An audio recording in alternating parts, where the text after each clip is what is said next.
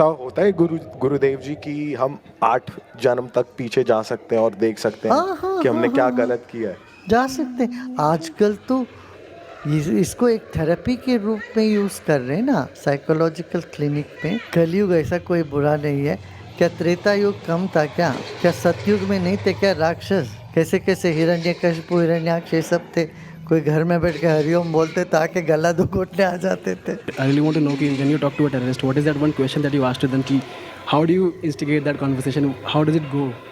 भाई एक टेररिस्ट को जब मिलते हैं तो वो अपने आप बोलने लगे। भाई हम कुछ नहीं बोलते, चुप रहते हैं उनके साथ।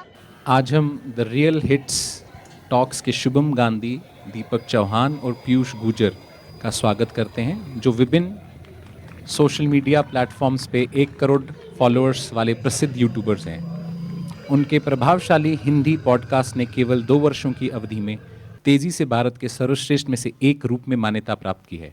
आज रात वो हमारे पूज्य गुरुदेव श्री श्री रविशंकर जी के साथ एक विशेष बातचीत करेंगे। हम आपका स्वागत करते हैं।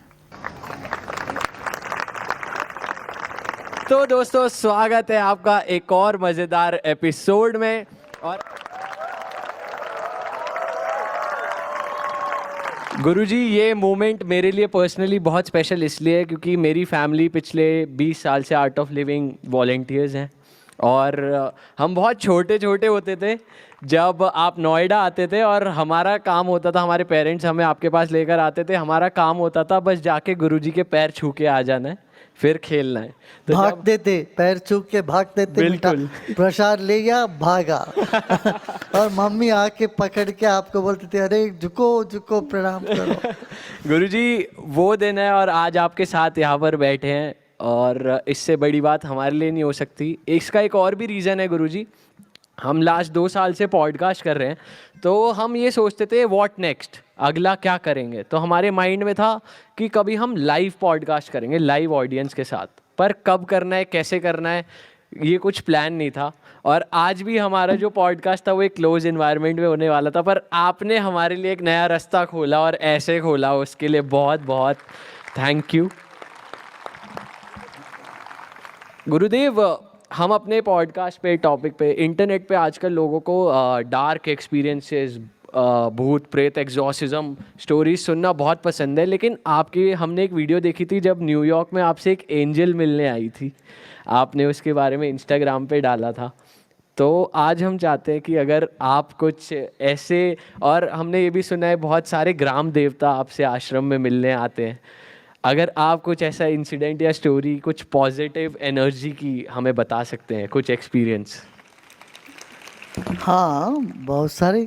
जब हम अपने आत्मज्ञान में बैठते हैं तो सारी देवता हमारे पास आते हैं।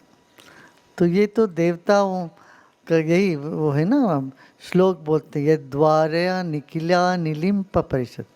ये द्वारे, जिसके द्वार पर सारे देवताओं के समूह सिद्धिं विदत्ते निशम, दिन रात सिद्धि देने के लिए तैयार होते हैं। दैवी शक्ति के बगैर कोई काम, बड़ा काम हो नहीं सकता। और बड़ा काम होने के लिए दैवी शक्ति का कैसे हासिल करें? वो अपने आप में विश्राम करें, ध्यान करें, ध्यान में जाएं, भक्ति में रहें, तो देवता लोग वो दासों के दास है भगवान। तो इस तरह से सब दैवी शक्ति होते हैं। देखो, एक देश के जब प्रधानमंत्री एक जगह जाते हैं तो वहाँ के मुख्यमंत्री भी जाएंगे, वहाँ के कलेक्टर भी जाते हैं, आईजीपी जाते हैं, डीजीपी जाते हैं, विलेज जो अध्यक्ष है गांव के वो भी जाते, सब जाते हैं कि नहीं? ऐसे जो सबसे ऊंची बात है उसको हम पकड़ लें, उसके साथ साथ ये सारे के सारे परिवार जुड़ने लगते हैं देवताओं के। पर गुरुदेव जी, ऐसा होता है कि ग्राम देवता जो होते हैं वो किसी एक ही पर्सन की बॉडी में आते हैं and they choose a person की। हाउ डू दे चूज कि उन्हीं की बॉडी में आना है? Like do they search for a perfect soul, pure soul, कि मैं इन्हीं की सोल में आऊँगा, या फिर कुछ ऐसा होता है कि they look for particular thing in a person? दो बात होती है। एक तो ग्राम देवता की जो आवेश आता है वो परंपरागत हो तो आता है, उनके दादा में आता, परदादा में आता, पिताजी में आते थे, या माँ के लाइन पर, वो एक परंपरा से चली आती है। दूसरा ये व्यक्ति की साधना से आती है। तीसरी जो वो बात है वो कृपा से होती है। किसी को ऐसी, किसी के ऊपर ऐसे मेहर हुआ, कृपा हुआ, फिर उनके ऊपर आने लगा। जिसका दिल स्वच्छ है, साफ है, सबके लिए काम करने का मन है, तब वो वास्ता है। और यदि व्यक्ति के भीतर और कुछ बातें हैं, माने नेक नहीं हैं, तब देवता के नाम लेके कोई छोटे मोटे जो स्पिरिट्स होते हैं ये उन पर प्रसवार हो जाते हैं। मगर इन सबसे ऊंची बात यही है कि जब जीवन में गुरु होते हैं, गुरु के आशीर्वाद से होते हैं, और गुरु होते हैं तो कोई भी नकारात्मक चीज़ें आसपास आ ही नहीं सकते। ना कोई भूत, ना कोई पिशाच, ये सब दूर दूर तक नहीं आ पाते। इसलिए किसी एक पथ को चुनकर उस पथ पे चलना बहुत आवश्यक है। गुरुजी, एक क्वेश्चन आ रहा है मेरे माइंड में कि यहाँ पे मौजूद सभी लोगों ने एक्सपीरियंस किया है कि जब जागरण होता है तो माता जी की चौकी आती हैं, या फिर अभी बात हो रही है ग्राम देवता के बारे में, सब लोग वो देखते हैं, एक्सपीरियंस करते हैं, but you have experience something really different कि आपको दर्शन दिए एक एंजल ने। ये अमेरिका की बात है, तो मैं वो एक्सपीरियंस जानना चाहता हूँ, how is that different, because वो तो हम यहाँ पे बैठ के एक्सपीरियंस नहीं कर सकते, आई एम श्योर किसी ने भी नहीं किया होगा। जब हमने कहा ना, हर एंजल माने उनका कोई व्यक्ति रूप के नहीं आके बैठ जाते तुम्हारे सामने। ये शक्ति है, रोशनी है, प्रकाश के रूप में मौजूद हो जाते हैं। जैसे ठंडक मिल जाता है, एक अप्राकृत दिव्य मानुष रूप में, वो प्राकृतिक नहीं है वो शरीर। देवताओं का शरीर प्राकृतिक नहीं है। जैसे बादल है, इस तरह से ज्योति है। ज्योति तो प्राकृतिक नहीं बोल सकते थे, ज्योति रूप में आते। सो ऐसे आते, एक बार आए थे, पूछते कि आप, हम क्या कर सकते। हमने कहा कुछ नहीं। गुरुजी वो हिंदी बोलते? नहीं, भाषा के परे की भाषा होती है वो, जिस भाषा में कोई शब्द नहीं होते मगर दिल समझ लेता है। गुरुजी, आर्ट ऑफ लिविंग के बहुत सारे कोर्सेज हैं और उनमें से एक कोर्स है पास्ट लाइफ एक्सपीरियंस कोर्स। तो मैं आपसे जानना चाहता हूँ कि वो कोर्स आपने क्यों बनाया, क्यों इंसान को ज़रूरत लगती है कि वो पास्ट लाइफ में जाकर देखे या एक्सपीरियंस करे? ना, वो कोई मुख्य नहीं है, गौण है, गौण बात है। मान लो जब तुम जाते हो एयरपोर्ट में इधर उधर, तो जब आप रेस्टोरेंट में बिल पे करने जाते हो, वहाँ एक कटोरी में कुछ मिठाई भी रखते हैं या सौंफ रखते हैं, वो भी मुंह में डाल देते हैं। आते आते भोजन के बाद सौंफ तो लेते हैं ना, मुखवास। ऐसे बहुत लोग चाहते थे, हम, एक क्यूरियासिटी तो होती है हम लोगों में कि मैं क्या था पहले, कहाँ, जीवन जब अनंत है, बड़ा है, तो क्या रहे होंगे हम पिछले जन्म में, ये जानने की उत्सुकता थी। वो तो बाएं हाथ की खेल है, वो कोई बड़ी बात नहीं। इसलिए वो उसका कोर्स हमने लगाया कि जिनको चाहे वो 2-3 घंटे बिताए हैं तो अपना 7-8 जन्मों के बारे में जान लें। अपने मन को पीछे ले जाओ तो वो एक ट्रेंड, अच्छे से प्रशिक्षित शिक्षक होंगे, साथ में वो बैठेंगे, तुम्हें हाथ पकड़ के ले जाएंगे, वो तो दिखा देंगे। ऐसा होता है गुरुदेव जी कि हम 8 जन्म तक पीछे जा सकते हैं और देख सकते हैं कि हमने क्या गलत किया है? जा सकते हैं। आजकल तो इसको एक थेरेपी के रूप में यूज़ कर रहे हैं ना, साइकोलॉजिकल क्लिनिक में रिग्रेशन एक थेरेपी है। किसी को किसी तरह की मानसिक समस्या है, मन की परेशानी है, शारीरिक कुछ बीमारियां हैं, कुछ है जो छूट नहीं रही है, तो दुनिया भर के क्लिनिक में आजकल ये कराते भी हैं। मगर हम अपना जो करा रहे हैं वो और मूल रूप से करा रहे हैं। वो वहाँ तो रिग्रेशन कराते हैं विदेशों में, अपना जो करा रहे हैं ये जो मूलभूत रूप से ध्यान मूलक उसको ले जाते हैं, ध्यान पूर्वक, तो लोगों को अच्छा लगता है। उसके बाद एक दृष्टि विशाल हो जाती है। अभी घर में भाई बहन के बीच में झगड़ा है, भाई भाइयों के, या सास ससुर के बीच में झगड़ा है, बहू और सास की, तो ये सब थोड़ा थोड़ा पता लगने लग जाता है कौन क्या थे, क्यों ऐसा क्यों है ये सब। पर गुरुदेव जी ऐसा नहीं होता कि आप ये फिक्स ही नहीं कर सकते सास बहू वाला, ये चलता ही रहता है क्योंकि ये ऐसा इनकाउंटर है कि ये होता ही होता है। तुम्हारा ऐसा अनुभव है क्या? गुरुजी बहुत जल्द होने वाला है इनका, मुझे लग रहा है।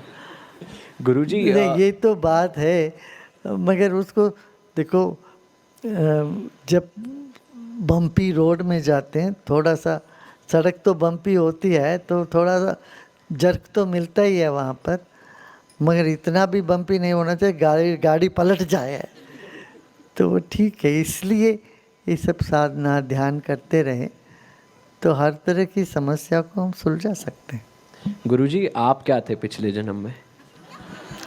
वो मैं नहीं बताऊंगा अभी कुछ हिंट? कभी जान लेंगे लोग सब। वो टाइम आएगा। हाँ, अच्छा गुरुजी, आपसे इतने सारे लोग मिलते हैं, सबका मिलने का तरीका अलग होता है। मैं वैसे एक जानना चाहता हूँ कि एक गुरु से मिलने का सही तरीका क्या होता है? देखिए, गुरु से मिलने का सही और गलत तरीका नहीं होते। जैसे माँ से मिलने तो कैसे मिलते हैं, कैसे भी वो मिलते हैं ना। माँ को ये नहीं कहते माँ अच्छे से कपड़े पहन के आके माँ से मिलूं, या गंदा हूँ तो नहीं मिलूं, भूखा हूँ तो नहीं मिलूं, ऐसा तो नहीं है ना। माँ के पास तो 24 घंटे कभी भी मिल सकते हैं। ऐसे गुरु के और शिष्य के बीच में कोई अवरोध नहीं है, कोई बैरियर नहीं है, कोई तरकीब भी नहीं है। ऐसे ही मिलना चाहिए भी नहीं है, सहजता। गुरुजी, लेकिन जैसे आजकल का हमारा यूथ है वो इन चीज़ों में काफ़ी कम बिलीव करता है, कि वो ये सोचता है कि मैं अपनी लाइफ खुद लीड कर रहा हूँ और कोई और नहीं चला रहा, बिल्कुल, कि डेस्टिनी में भी बहुत ही कम मानते कि डेस्टिनी भी होती है, और इस इम्पोर्टेंस का भी कम है कि नहीं, बहुत अच्छा है, ये ठीक है।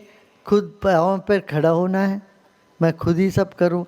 एक गुरु के पास जाएंगे, वही यही कराएंगे, ये इसके सक्षम बनाते हैं गुरु।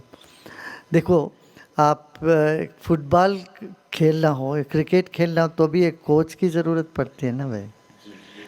हाँ, अच्छा, कार ड्राइव करना हो पहली बार, तो वो भी एक ज़रूरत पड़ती है। ऐसी छोटी छोटी चीज़ों पर हमें गाइडेंस की ज़रूरत पड़ती है। तो समग्र जीवन में विकास करनी हो और गाइडेंस के बिना मैं ही करती हूँ करूँगा करके कोई निकले, तो वो संभव नहीं है, संभव नहीं। लाखों में एक को ऐसा हो सकता है, वो पूर्व जन्म की वासना के वजह से, नहीं तो मुश्किल ही है। तो एक गुरुजी का होना जिंदगी में काफ़ी ज़्यादा ज़रूरी है। गुरु हम के ये बिना ले सकते गति हैं। नहीं है, ये तो हम लोगों ने देश में कब से सुना है, और ये बात है ही, और दुनिया भर में ये बात है ही। जैसे माँ के बगैर जन्म नहीं है, गुरु के बिना गति नहीं है। गुरुजी, आप वर्ल्ड की एक्सट्रीम जगहों पे जाकर, जहाँ एक्सट्रीम टेररिज्म है, वायलेंस है, वहाँ पर जाकर आप एकदम पीसफुल माहौल क्रिएट कर देते हो। तो मैं जानना चाहता हूँ, आपकी पर्सनैलिटी में ऐसा क्या है जो आप मन के विचार बदल देते हो सामने वाले के, और हम कैसे वो सीख सकते हैं कि हम इतने इन्फ्लुएंशियल हो जाए कि हमारे सामने जो है वो कुछ अरे भाई, negative यही तो कर रहे हैं हम, इसी तो टीचर्स इतने लिए तैयार कर रहे हैं। हमारे किसी भी शिक्षक या टीचर से तुम बात करके देखो, वो भी सब यही करते हैं। लाखों करोड़ों लोगों का मन यही ऐसे ऐसे में कर देते हैं, शांत कर देते हैं, खुश कर देते हैं। इसलिए अपना शिविर को भी हैप्पीनेस वर्कशॉप करके ही बोलते हैं जगह जगह। और जो भी अपना संगत होता है उसका नाम ही आनंदोत्सव। तो ये when you are happy from within, तो ये फीलिंग तो हाँ, अंदर से आप खुश हैं, तनाव मुक्त हैं, आप प्रेम है, दिल में प्रेम है, दिमाग साफ है, और जो भी हम करते हैं वो प्रामाणिकता है उसमें, तो सहज ही सबको पसंद आता है। किसी को ये नहीं लगता कि देखो, हम इतने देश घुमाए, किसी भी देश के किसी भी व्यक्ति को ऐसा नहीं लगता ये कोई विदेशी आए, कोई पराया से हम बात करें, किसी को नहीं लगता। ना हमको ऐसा लगता है कि हम किसी और देश में आ गए। सो एक आत्मीयता, अपनापन जो हमारे में है तो औरों में भी होने लगता है, सब में आने लगती है। यही तो वसुधैव कुटुंबकम, ये सिर्फ नारा नहीं है, वो साकार हो उठता है अपने यहाँ। But Guruji, how do you trigger that emotional part? क्योंकि अगर हम किसी ऐसे व्यक्ति को देखें जो बिल्कुल एक्सट्रीमिस्ट है और वो इमोशनल होता ही नहीं है, सो हाउ डू यू, मतलब ऐसा कहते क्या है कि वो ट्रिगर हो जाता है वो उसका इमोशनल पार्ट, कि वो फिर सोचने लग जाता है कि अच्छा ये बुरा है ये अच्छा है, मतलब डिफरेंस कैसे क्रिएट करने लगता है? क्योंकि इस बुद्धि वाले देखो, ऐसे इंसान, तुमने तो सुना है अंगुलीमाला कैसे बदल गया, बुद्ध को देखते उसका मन बदल गया। मन तो तरंगों से है ना, अपने से, अपने भीतर अच्छा तरंग है, सात्विक तरंग है, वो दूसरों को असर करता है। अच्छा ये देखो ना, तुम एक व्यक्ति गुस्से से भरा है, उसके सामने खड़े हो तो तुम्हें भी गुस्सा आता है कि नहीं? आ जाता है ना। जब गुस्सा सांक्रामिक है, ऐसे ही प्रेम भी सांक्रामिक है।